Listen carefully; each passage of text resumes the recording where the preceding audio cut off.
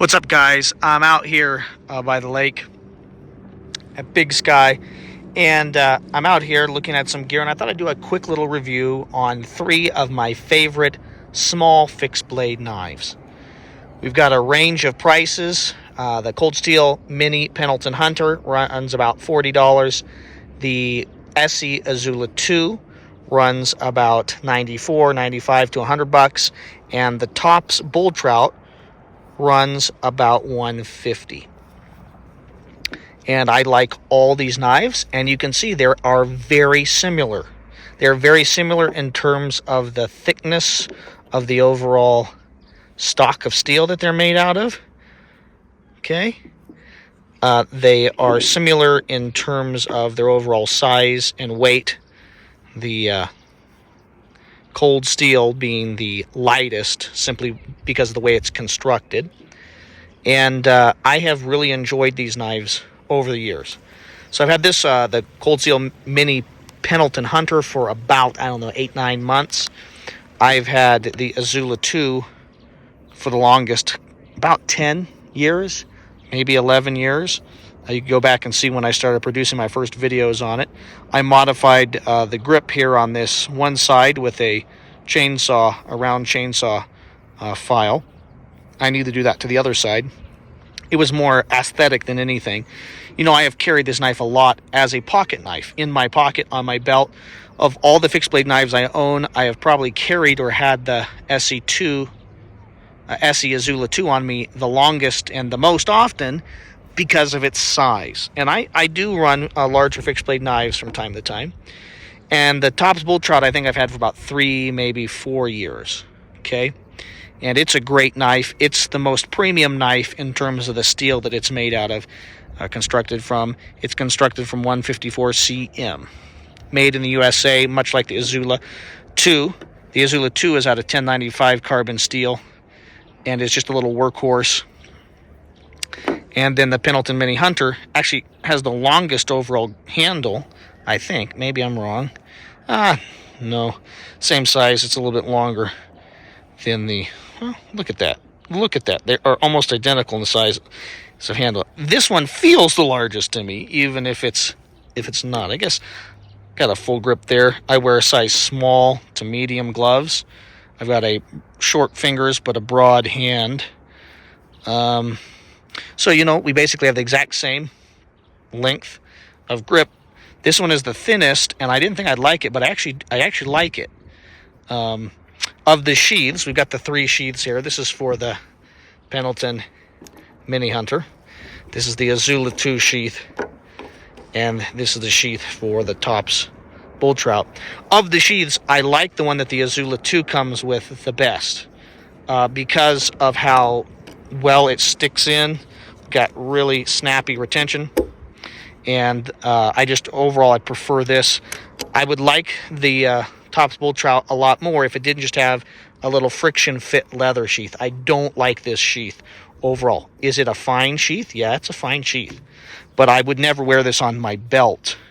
I've worn this in Hill People Gear chest rigs, on my chest. I've worn it in cargo pockets. It's small enough that I've actually run it in my cargo shorts here in this cargo pocket quite a bit, or in my pants cargo pocket as well on this trip. I've taken it when I've flown to Florida and had it on the beach in Florida to deal with fish and different things. So it's a great knife, but the sheath, because of the retention, doesn't inspire a lot of trust. And that's because I'm hard on gear and I lose stuff.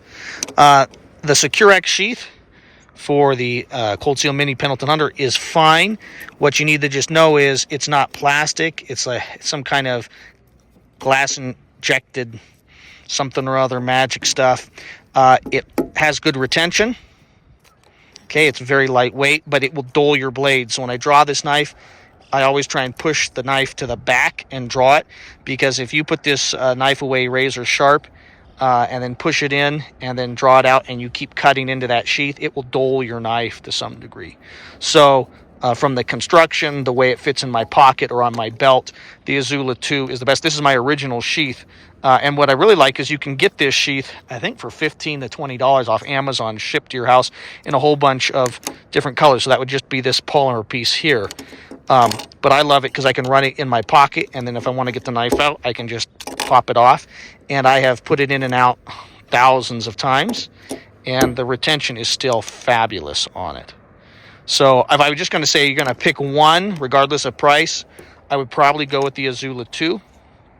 I think it's the best version, but I don't think you would be undergunned or somehow be dissatisfied if you got the mini Pendleton Hunter from Cold Steel. In fact, I'll be taking this on a backpacking trip here that I'm going to do with some buddies just as a backup knife. I'll have my EDC folder, and then I'll probably just run this.